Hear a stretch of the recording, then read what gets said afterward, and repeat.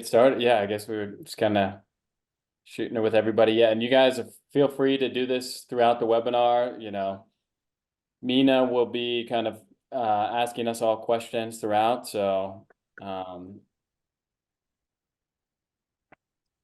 definitely hop in on anything that you want to add, or if you want to dive in deeper on a question that Mina asked. This is pretty open forum tonight. We wanted to do a educational webinar, just kind of what we're seeing in the market, on our own assets, on others' assets. So Mina will be acting as our moderator this afternoon, asking us some questions that we've gotten from investors and questions that we're asking ourselves too. So excited for this one this evening. Thanks. We are good to go. Yeah. Cool. So let's just start with just Elevate, like a little bit of a background. Maybe George would answer this best. What year did we start? The number of deals we've done so far, basically our track record, and why did you get into multifamily syndication in the first place? Yeah, absolutely. So, a little bit more about us. Myself, and then one of our partners that's not on here right now is Eric. We started investing in real estate back in 2006. So we both were working corporate jobs. We both didn't want to be working corporate jobs. And, we found that we could make some pretty good money in real estate and investing in real estate. So we left our jobs at that time and started doing single family and small multi. Pretty much did everything you could think of in the single family and small multi space, from seller financing, wholesaling, fix and flips. Did quite a bit of fix and flips. We really liked transforming the properties, and that kind of led to starting a construction arm. So 2008, so 2 years after we started investing in real estate, we started a construction arm as well, which is J&T Construction. That really kind of blew up the volume. We were able to really scale having that in-house. And then fast forwarding to about 2017 is when we started changing our focus more to large apartments, 100+ unit apartments, and doing syndications. So, bringing in investors to invest alongside us and take down these large apartments. We really fell in love with it. We saw the demand and need for apartments and put all our focus towards that. So it's been, going on 7 years now. In that time, we've acquired over 6,000 units. We've exited 1,600 or 1,800 around there. Pretty solid track record as far as those exits. We average 43% IRR to our investors. And we're continuing to acquire more units. We're going to go into that a little bit later, right? As far as the market we're in and the trouble we've had finding deals that make sense and whatnot. But yeah, and then throughout that time period, from 2017 to now, we've been able to put together a great team, which you see some of the team members here on this webinar. Nick handles our acquisitions and a lot of analyzing all the deals and the data, the market research and whatnot. Mina, if you invest with us, you've probably spoken to Mina, but he really takes care of our investors and handles the investor relations. And then Brian, who's our CIO, handles a lot of the investments and strategic moves we make when it comes to bringing in big investors and whatnot, as well as stepping in and helping with acquisitions at times. I'm kind of the visionary and helping bring the team together and make sure that we keep, we're all rowing in the same direction and the vision of the company. So yeah, that's about Elevate. I don't know if anybody wants to add anything to that, but that's who we are. Yeah, I mean, it's that kind of vertical integration doesn't happen overnight, and I think it takes a lot of different partnerships to, build a team like that. I don't think we really dove in on the background and the importance of the background in the construction industry before even doing apartments. That was what was important to me when looking for an operator that was doing this on a much larger scale than what I was doing at the time when I first got started investing before I came on board. And then, last year we made another move to become even more vertically integrated with EREM, our property management arm, bringing on a separate CEO and COO to run that company to really help the Elevate CIG arm. That was a move to make the CIG team even stronger and having more control. And, we can talk about that a little bit this afternoon, but strategically starting taking over all of our assets, the multifamily, you're in multi-million-dollar deals. So sometimes you can't just snap your fingers and make something happen. And sometimes there's intimate partnerships. Sometimes you have different people in the room. So, we've slowly started to take over our portfolio, and that's another move in becoming even more vertically integrated besides, bringing myself, Nick, and Mina onto the team too. Yeah, I guess one thing I didn't mention, what is our vision, right? Our vision is to, like Brian's mentioning, is build this really strong team that's vertically integrated and be one of the best and largest multifamily owner operators in. So, the our goal, that's what we're heading towards. Good stuff. All right. So the world is definitely a crazy place right now, that's for sure.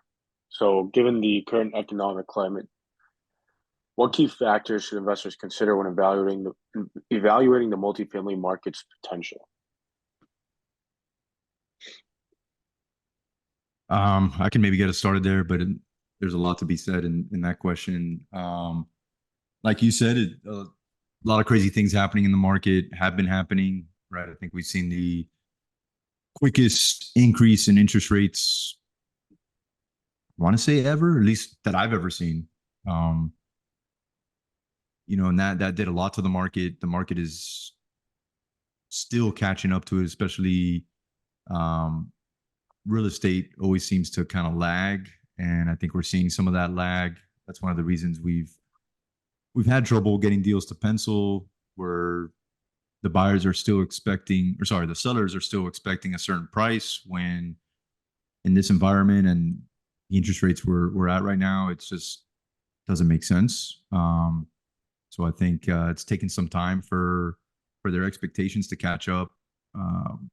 We're starting to see that happening here. So I think we're in a window right now where it's a great opportunity to buy properties, to get them at what is a low basis. Maybe it doesn't even seem like a low basis right now, but once the interest rates start trickling down some, prices will start going back up. There's still a ton of demand for multifamily and just rental properties in general. I believe single family has become pretty unaffordable for your average family, and that's just driving more demand towards rentals. We've seen a softening in the rents, but I do believe that we're going to see rents start going back up probably sometime next year or so. I can't tell you exactly when, but with all the demand, I mean, it's just makes sense. You don't have as much construction going up right now because the debt has tightened up, so it's harder to put up properties.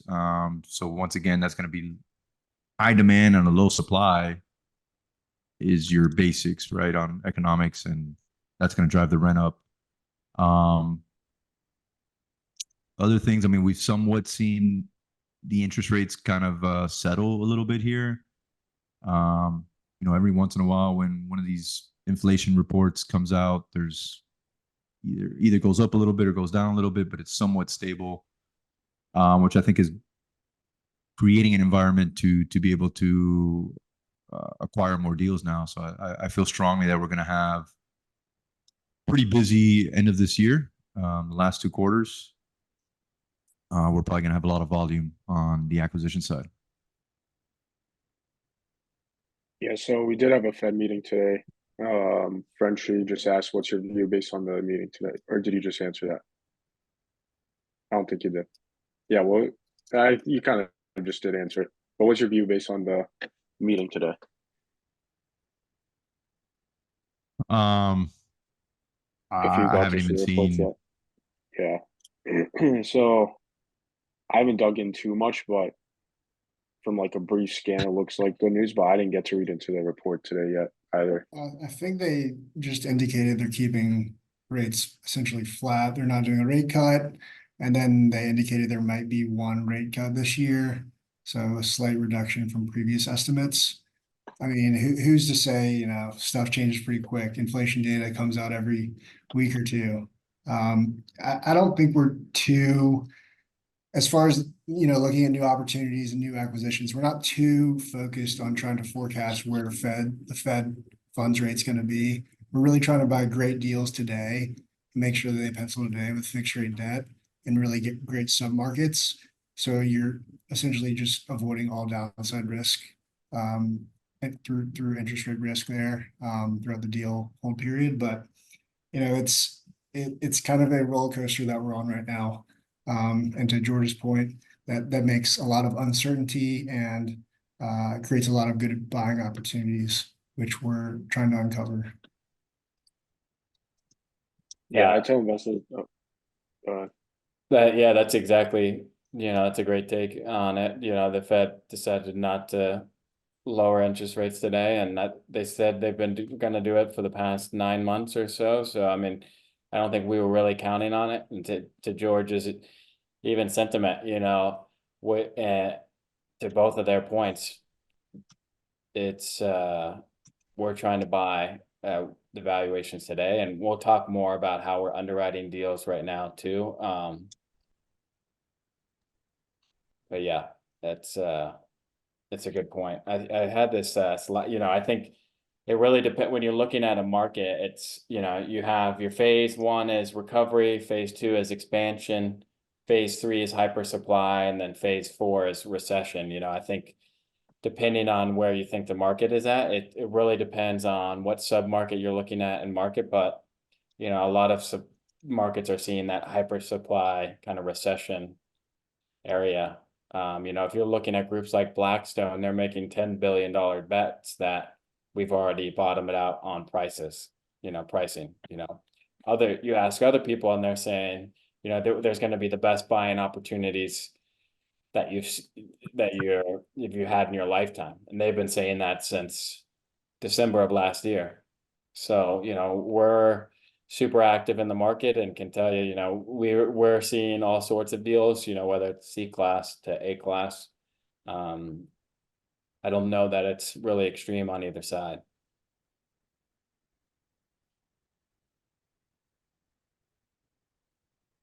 We had a question come in. Yeah. Sorry, Mina.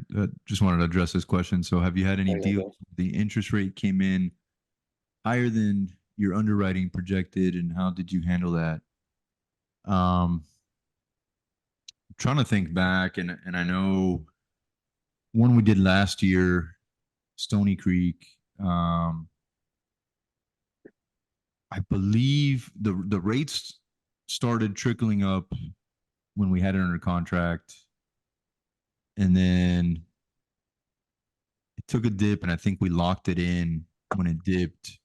It might have been slightly higher than what we had originally underwritten, but Yeah, it was probably 25 bips higher than what we had originally underwritten. But again, that's pretty, that's not too big of a adjustment to the deal return profile. Cause I mean, we're buying a great piece of real estate at a plus 6.5, 6.7 cap. And it's there's not a huge crazy business plan going into it. It's a pretty simple real estate play. It's nice and boring. And, you know, if the interest rate decided to go up 25 bips from the time we put it under contract to the time that we close, the deal still pencils really well. So I think that that goes to our conservative underwriting, right? Like we're not being super, super aggressive with some of these assumptions. In that case, then maybe those 25 points would matter, right? right. Yeah, and that's from experience, learning from experience. You know, I think why we're super focused on, you know, I think that's for underwriting at acquisition, you know, post acquisition, you know, that's why we're looking at fixed rate debt, especially right now. You know, whether you think interest rates are at their highest, you know, you want to make sure a deal makes sense at interest rates today, and we're looking at fixed rate debt, and we've seen a lot of people get in trouble with the floating rate debt. And, you know, for acquisitions from 2021, 2022.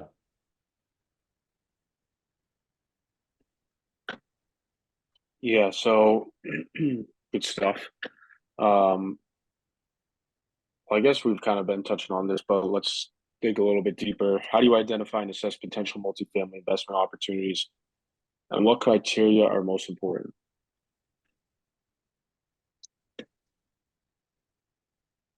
Man, I think when we look at a deal, the first checkbox is the market, you know, because you can't really change a market. So we dive pretty deep into probably the high level of that market. That looks good. Then we take it a step further and we go into that micro market, you know, exactly where that apartment sits and what's around it. And because you can fix your demographics, right? But if you've got 3 other apartments around it and you don't own those and they're doing horrible, then, you know, it's hard to fix those things. So I think that's number one is the market. We do a lot of research there. We want to make sure that it's a growth market. A lot of factors go into that, you know, not just population, job growth. We want to see where that job growth is coming from, what different, what's driving it, right? That the economy is diverse as well, that it's not just one thing that's driving the job growth, and that can be taken away at any second.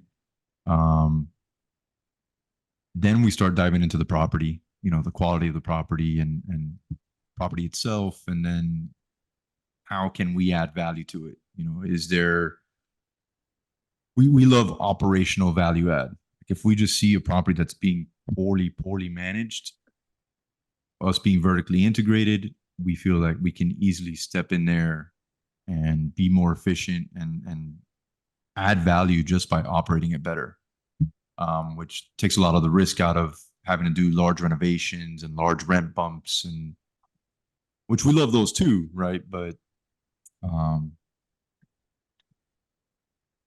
the easier stuff is nice as well. And then I think once we do all that, then kind of just looking at the downside and doing several different stress tests. You know, what if we're not able to get the rent bumps we want? What if we talked about interest rates? What if the interest rates go up by a certain amount before we close? Occupancy, you know, what's our break-even occupancy? Those things are important to us. Kind of tells us how much risk the deal is going into it. I don't know if Nick or Brian, if you got more to add to that. Yeah, I think you nailed it with market first. Yeah, you can buy a great basis in a bad market and still be in trouble if population is declining. There's no job growth. Nobody wants to live there. We've passed on many deals that are very, you know, great cap rates going in, great return profile, but just the market makes no sense. And you're going to kind of roll the dice and play the game where, you know, maybe we exit and the market doesn't dip as much as we were expecting here, but you know, the trends aren't pointing the right direction, right? There's people leaving the city. There's not really any job growth. The city's not investing in itself. So I think market first is definitely the prime factor that we're looking at, and we've kind of nailed down our target markets being the ones that we've hit on: DFW, parts of South Dakota, Rapid City, Sioux Falls, parts of the Midwest, Kansas City, some parts of North Carolina, South Carolina, and Florida. Just because the common theme of those is the population growth, the job growth. It's really hard to lose in those markets if you're buying right. Yeah, someone asked, any markets you're specifically focusing on, any markets that you're specifically avoiding? I would say generally we're avoiding the West Coast and the Northeast. You know, more specifically, we're focusing on Dallas, Northwest Arkansas, Kansas City, South Dakota. But we are looking at other Midwest. You know, someone sends us an awesome deal in Cincinnati or Lexington, Kentucky, or Nashville, Tennessee. Those are markets that we'll look at. We're very active in kind of the Dallas, Northwest Arkansas, Kansas City, South Dakota markets, but we are looking at other markets as well. Avoiding, I'd say, you know, definitely avoiding parts of Houston, parts of, I'd say Austin, we're avoiding right now. You know, that market specifically not in the West Coast or Northeast. You know, Phoenix, Boise, markets that may have already hit the peak. I think may be overpriced. We're not avoiding, you know, I think someone joined us from South Florida on here. Would love to do a deal in South Florida, but I don't see how people are transacting there. Or Florida, you know, without doing some sort of huge value add like what we did on our, you know, a conversion of some sort. You know, and stuff, you know, we talked to, you know, the question started with how do you identify and assess potential multifamily investment opportunities and what criteria? So we talked about market, quality of asset, value to be added, and stress testing all situations. But before you even look at that, to our investors here, you want to make sure you're with a good operator. You know, the operator and partner, people you're partnering with is super important. So if we're getting brought a deal from a potential partner, we're vetting that partner. We have to be the majority partner on any deals moving forward. We've been burned on partnerships, whether that's institutional partnerships or even just other co-GPs. So having a strong partnership team can really help you ride out any kind of stress test situation. So that's a key component too. I'm not sure if we answered this, but somebody did ask about if the expectation that rates will lower in a couple years, then is it not better to currently go for floating rate, which is generally lower than fixed? I think at one point the floating was lower than fixed. Right now, I wouldn't necessarily say that. You know, it was kind of a tipping point when the market got so hot that then the bridge loans there was essentially so much competition that the floating rates became cheaper than your fixed. But generally, your permanent loans, you get a lower interest rate on those. I think the way we see it is we can still get a historically low right now, right? It's not the we're seeing was somewhat unheard of. But historically, the property is cash flowing with that debt service.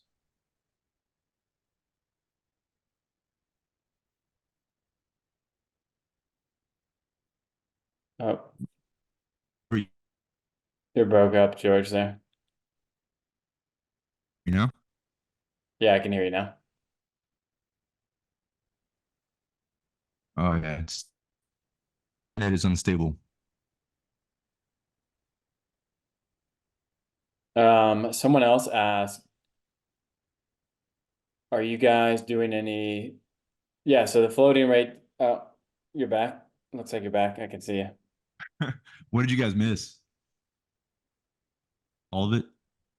Not all of it. Essentially, I think you were drilling down into fixed rates today on permanent debt are roughly a little bit cheaper than floating rate debt. And if it cash flows with fixed rate, then just buy it with fixed rate. Don't try to bet on where interest rates are gonna go. Don't overcomplicate it.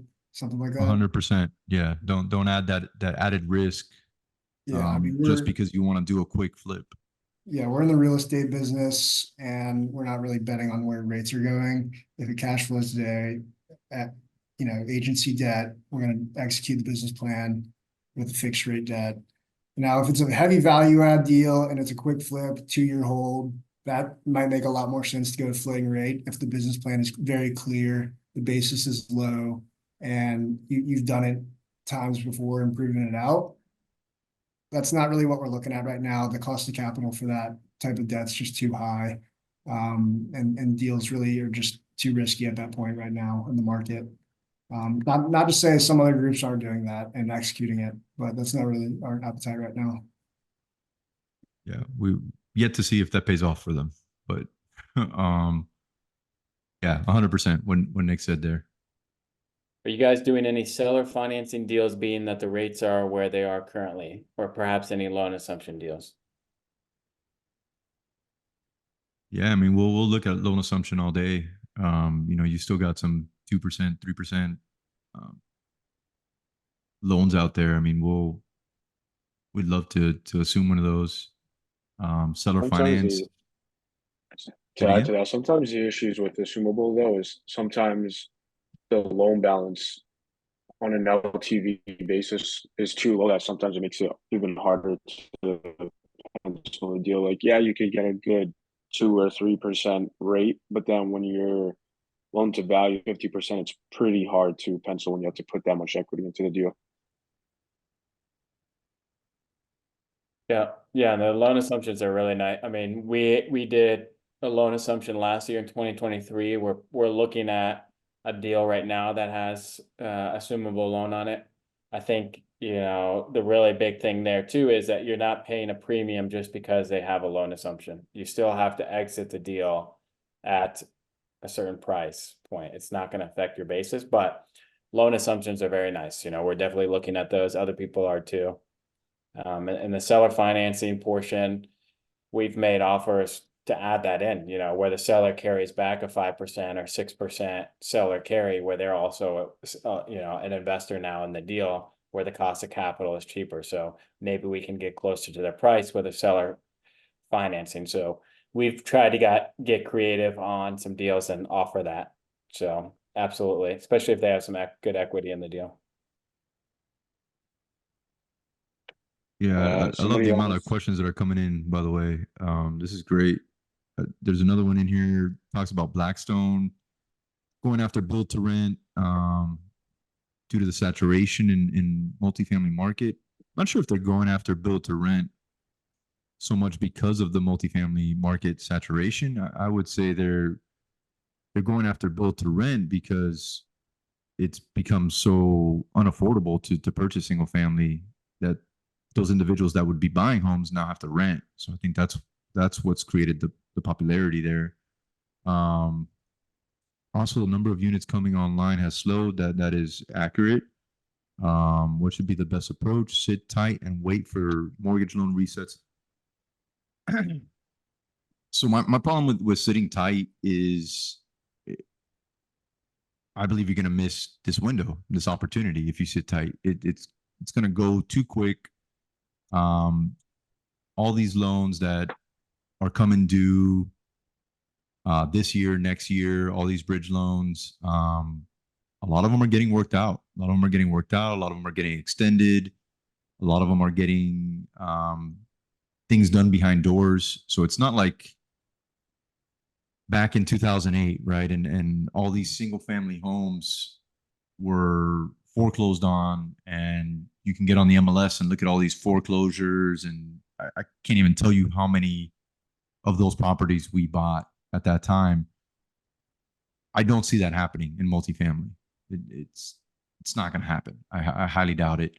I'm not saying that there's not going to be distressed deals, and I mean they're out there now. It's not going to get done in the same fashion. So I think sitting tight is a mistake, and I think now's the time to buy.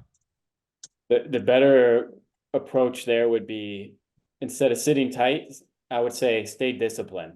Stay disciplined in your underwriting, stay disciplined in your basis. If you're sitting tight, you're not seeing what's happening in the market. You know, you're not making offers, you're not following deals that are transacting, you're not following up with brokers, seeing where offers landed. You're not hearing about what institutions are coming into what markets, you know, where you're behind the eight ball. You know, now if you can stay disciplined in your approach, stay disciplined to your numbers, stay disciplined and be conservative, you know, we're here, it's June 12th and Elevate has not done a deal this in 2024, and that's not for lack of trying. You know, we've underwritten 350 deals, like deep dive, not just seen 350 deals. You know, we've underwritten 350 deals and made offers where, you know, we were close to just $1 million off on a, $50 million deal. You know, we've been very close on several deals, and we're just staying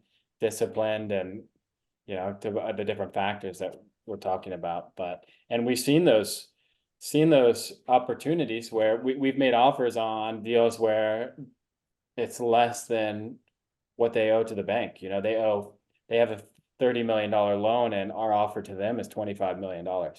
You know, so we're paying less than they would even owe the bank, and they don't want to do that. Bank doesn't want to do that. You know, there's probably someone in there coming in and, you know, buying at 30 million, but we are staying true to that. So, someone asked, what does buying right look like for you? Missed that. So kind of what we talked about there, you know, strong partnership team, you know, really good market, quality of asset, you know, depending on the business plan, just because you probably have seen, we're looking at the A-class deals, but if the C-class deal, making sure you're stress testing the heck out of the deal, accounting for a higher vacancy for first year, slowly integrating rent bumps. You know, you don't just take over the property day one, all of a sudden you get a $250 rent increase. You know, that happens over time. You know, I think that's a common misconception is people come in and you look at year one and then all of a sudden you're up on your first 12 months. So having good debt on the property is super important. Someone said, which particular neighborhoods do you see the most opportunity in North Texas? Maybe you can answer that, Nick. Yeah. It's a great question. I think, you know, the big population booms are kind of occurring in the parts we kind of mentioned, the Solanas, the McKinneys, the Melissas, Frisco, Plano, all that up in North Dallas, Collin County, Denton County area. Those are really interesting. The prices up there are still pretty high, but we're still actively looking for deals up there. Still reaching out to developers, seeing if we can buy directly from them. I think there's going to be some good opportunities up in Salina in the next 6 to 12 months. And then also looking over in Rockwall County, there's some great demographics and population growth over there. And then, you know, parts of, I guess the mid DFW area, the Arlington and Irving area, it's more workforce housing, blue collar, but you know, there's some pretty consistent jobs over there, and there's still some pretty decent population growth as well. Not super active in actual Dallas proper. You know, there's actually a trend of people moving out of the city and moving out to the suburbs. That's pretty consistent on a lot of metros across the US, but specifically in Dallas, I mean, we'll look at deals in Dallas proper, but I mean, we offered on one probably a few blocks down from me. I live in Dallas, and the price per door was just too good to not offer on. So, but really focusing on the growth pockets that I mentioned and trying to buy the right basis on those. Yeah, thanks for that question, Jeff. Good to see you on here. Anthony here is asked, what's your opinion on interest-only loans for the first 12 to 8 months of financing? Sounds great, and you should try and push for more interest-only. The much interest-only you could get, the better. You don't want to really be paying on the principal, and you just have better cash flow, and then turn around and be able to sell for a profit and get out of that debt. Yeah, I mean, we like full term IO Yeah. is ideal. As much as you could get. Today, you're probably like on a 5-year loan, maybe getting like 36 months or so. But if you have a really good deal, you could probably push to full term. It just depends how good your relationship is with the lender and how good the deal is. Do you look into 60s deals? Probably not. I mean, it's got to be a very compelling story for us to look into it. Otherwise, we'd rather, 1990s or newer, and even more preferably brand new builds. Yeah, and on that interest only, that's definitely something that we're looking for.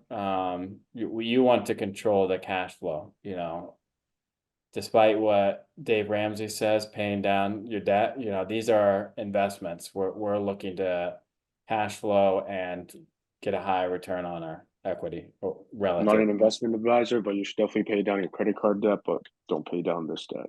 Yeah, this is good debt. And Yeah. someone asks, what do you mean by good debt? So that's a good follow-up question to that. Yeah, I mean, Yeah, I would say low, good terms, right? Low interest rate, not over leveraged. To me, that's good debt on a asset that's cash flowing, right? Yeah, I would say if you want to add number 65% loan to value, 65% leverage, 6% interest rate, fixed for 10 years. That's great debt. Fixed for 7 years, fixed for 5. If you can get an assumable loan, there's a couple questions about assumable loan, like anything under 4% is great. To Mina's earlier point, just have to look at the leverage and what that does to the deal if it's too low. if you want to look at the best, probably an assumable HUD that's at like 2 something for 30 years, and you just cash cow. And then Any financing insights a on- Lamborghini, I would consider probably bad debt. Yeah. Any insights on Flower Mound, Texas? Seeing a lot of new construction. I'm not sure where that is, but maybe the Dallas guys do. Yeah, Flower Mound's great. That's a great pocket. Good demographics, great median household income there, pretty low crime.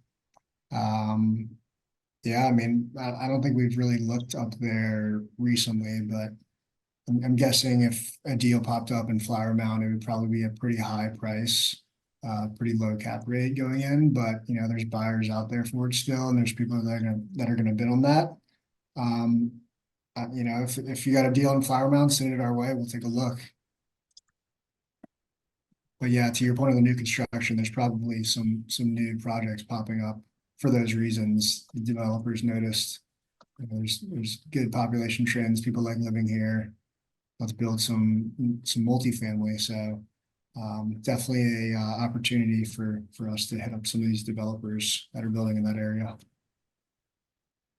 No, somebody said, I heard the hedge funds are doing a lot of the mortgage workouts. Probably. I don't have too much more to say on that unless somebody else does. No, I mean, definitely being worked out, extensions and modifications and all kinds of stuff. Preferred equity is usually, preferred equity is coming in. You want to be in a good position if you're investing in something like that, where you're coming in at 65% loan to value. That's back to the point of where we're at in the market. If you think we're in a down market, you want to be positioning yourself strategically, especially in the capital stack of the debt. And there's people that are coming in for the workouts, they're sitting in a pretty favorable position on the capital stack, so they can charge a certain interest rate. They may not be participating in upside, but beats the heck out of a high interest bearing savings account. Yeah. And somebody asked, in order to underwrite 350 deals, you must have a very robust underwriting tool and process. Do you care to elaborate on how you do that efficiently?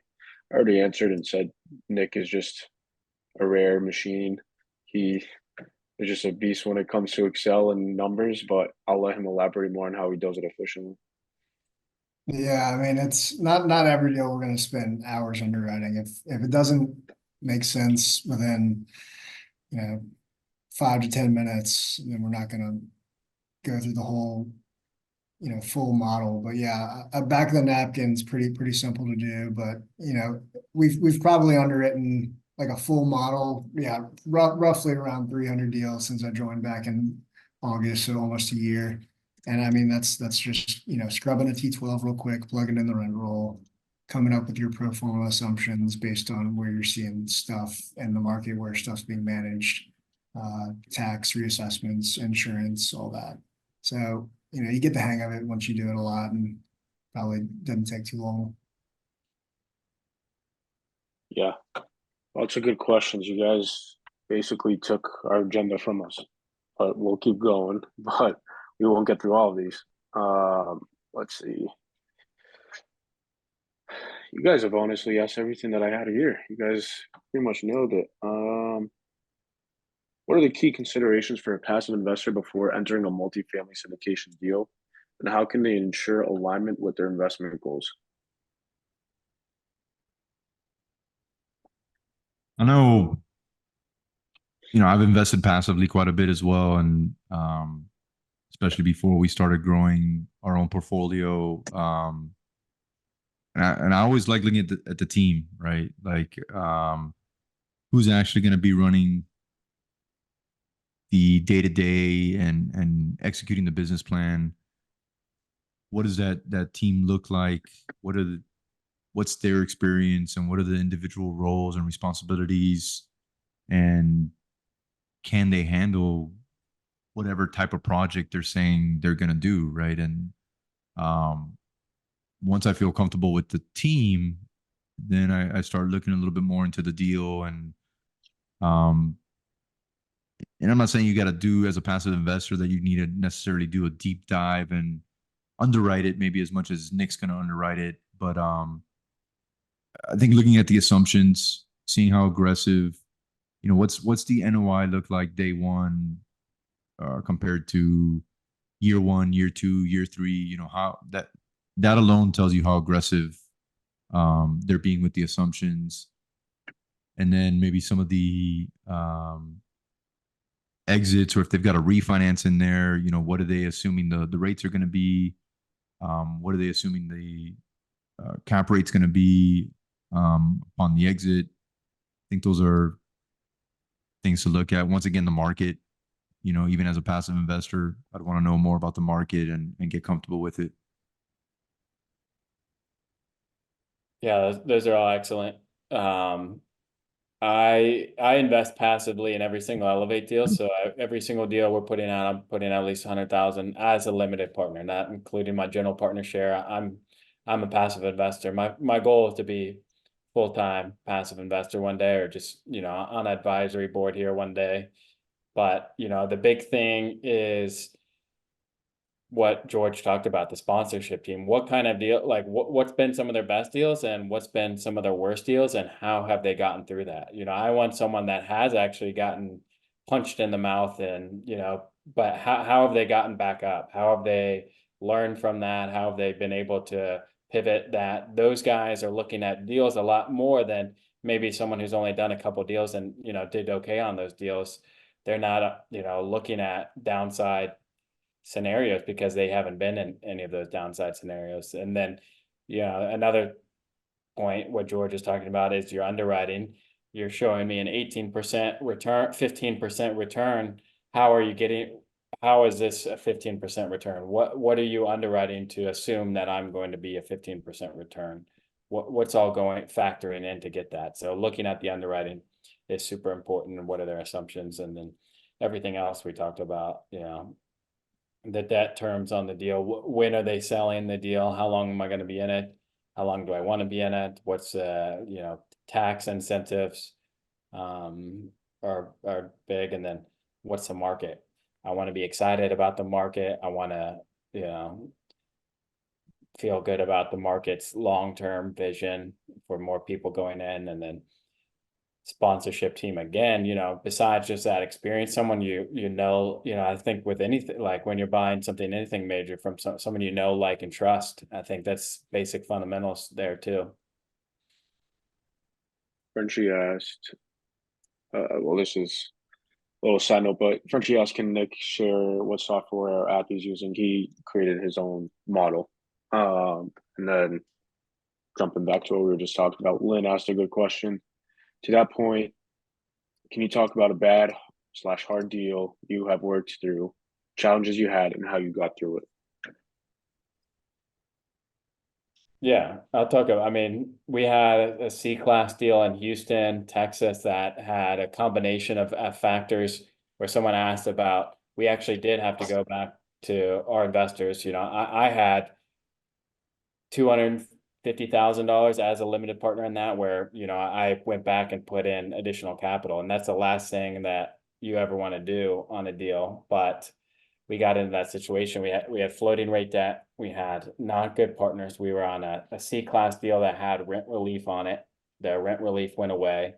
We had a preferred equity partner who, put in around $3 million in the deal. They were the managers on it. They failed at managing. It was kind of like this perfect storm of situations, and very eye-opening, but a good learning moment for us on it. So we've got the loan worked out. We're actually part of that. We've made an agreement to where we're the main sponsor in the deal now, where we weren't, I think we had like 30% of the GP. So now we're the main sponsor on the deal. We're actually going to be self-managing it too. We made an agreement with the lender that if we're going to put this extra equity back into the deal, we want to have full control over that. And now our property management company is on site. They're already getting better Google reviews. People are very receptive of them. The staff is on it. So we're really, excited about the turnaround there. So definitely a kick in the butt for sure. And a lot of work. George was on site at the asset. We were taking turns as a general partnership team, where we would all take turns and go pretty much live like on the asset, taking turns, really getting it to where it needed to be. So definitely a lot of extra work on our part, and learning moment through there. So, how we have it underwritten the next 3 years, we'll be making it out just fine. So, yeah, that's definitely been the hardest deal. I think the best deal that we've ever done, we had 102 unit in Augusta, Georgia, that we sold for over a 2x return to our investors, net of all fees, and that was in 13 months, I think, George. Yeah, right after the 1 year mark. Yeah, so that was home run deal. I don't know, the IRR was crazy. Had a deal in Northwest Arkansas, 82 unit here. That was like a 50% average annual return over 3 years. So that was a home run deal. Both of those were value add deals that we were the main sponsor on, and had good debt on it too. Yeah, I think just to say a little more on that, this isn't my first down cycle in a real estate market. I was full-time real estate investor back in 2008, and I think there's two type of people when a challenge comes, right, and an obstacle comes in front of you. There's the ones that kind of lean into it and roll up their sleeves and do what they need to do to get it to conquer that challenge, and then there's the ones that hide and curl up in a corner and just hope that it's going to get taken care of by someone else. And I think me and my team have always been the ones that we take on the challenge, right? We roll up our sleeves, we do what we got to do, we lean into it, and we get it done. And I think that's what helps us. Any challenge we've had throughout this career in real estate, we've been able to conquer them all, and that's because of that tenacity. Yeah, I want to add to that quick, because somebody else just asked again about capital calls. Like, there's one deal we did a capital call on, and like George said, we roll up our sleeves and get to work. It was a 3 property portfolio, and we just sold 1/3 of that portfolio, we still own the 2 other assets for the same price we purchased all 3 assets. So it was a capital call that turned around is now going to be, I would say, a really good return to investors, right? Once we get the other 2 assets offloaded. So it was something that, was troubling. We hate doing it. We don't like doing it. Made the capital call, but rolled up our sleeves, got to work, and now we sold one of the 3 properties for the same price we bought all 3. So it's going to be a really good win for all our investors on that one for sure. I think, sorry, did you have more to say about that, bro? No, I'm saying 100%. Okay. Yeah, I was just gonna go back. There's been a question sitting here about the taxes. Addressed to Nick, pretty much what do we do to come up with our taxes when we're underwriting a deal? And I know there's quite a bit there, but you want to tackle that, Nick? Yeah, I mean, we'll formally engage a tax consultant on all of our deals before putting it under LOI, and we'll largely rely on the consultant's guidance, but we'll also, stress test the deal if they're off by any means. Because, the municipalities and the counties that are enforcing the assessments, it depends a lot on where you're buying and if the county is more aggressive than other counties. And, in Texas and DFW, we're seeing millage rates come down, reassessments starting to come down as well after the big spike over the past year or so. So that's good to see. But yeah, we're definitely in tune on the tax analysis on acquisitions. It's one of the probably more important parts of buying a deal correctly. Yeah, and even with that, so I mean, I think we're pretty good at our assumptions when we put them in there. But even with that said, every year we're protesting our taxes to the extent where this past year we took 2 of them to litigation because we weren't happy with the protest, and it sucks to have to do that, but it's kind of like in this question they mentioned Dallas specifically. Yeah, Dallas is being super aggressive with all the values that have come out so far. Houston seems like they got the memo that the market's down, but DFW did not. So, And I think we're losing George again. There was another question of the 350. We're just about wrapping up here. Of the 350 deals, what is the average number of doors per deal? It's not 350 deals, but I'd say our average number of deals or our average number of doors is probably close to 200, mid 200s, 200 or so. And just back to the tax question real quick. Good to hear from you, Nick. I'm gonna text you after this. I'll send you somebody you should get in contact with in terms of taxes to assist you with that.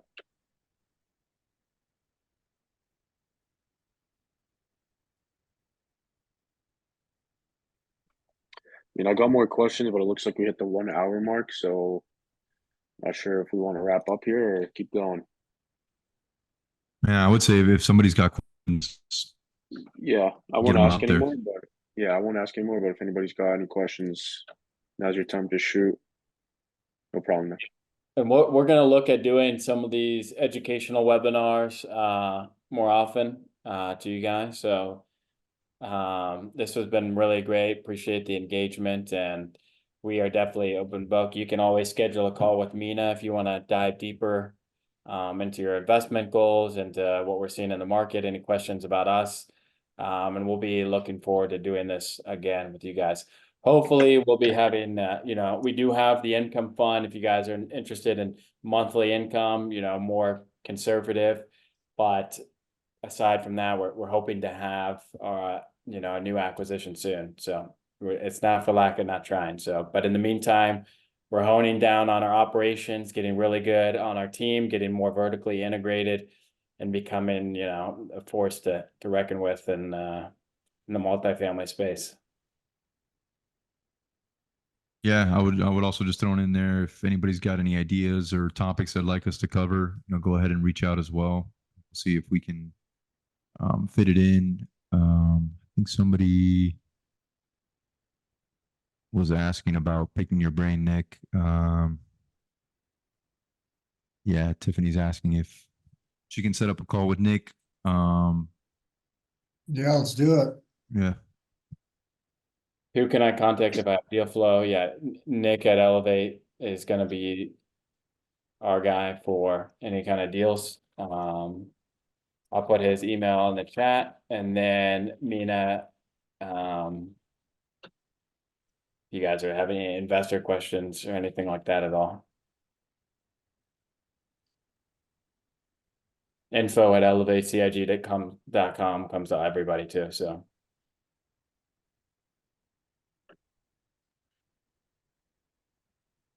All right. Looks like somebody said Happy Father's Day. I didn't even realize. Is that this weekend? Sunday. Look at that. Happy Father's Day to the fathers out there for sure. Yeah. We got two on here. Nick and Mina aren't quite there yet, but they're working on it. All right. Thank you all. I want to say working on it, but thanks, guys. Have a good one, everyone. See ya. Yeah.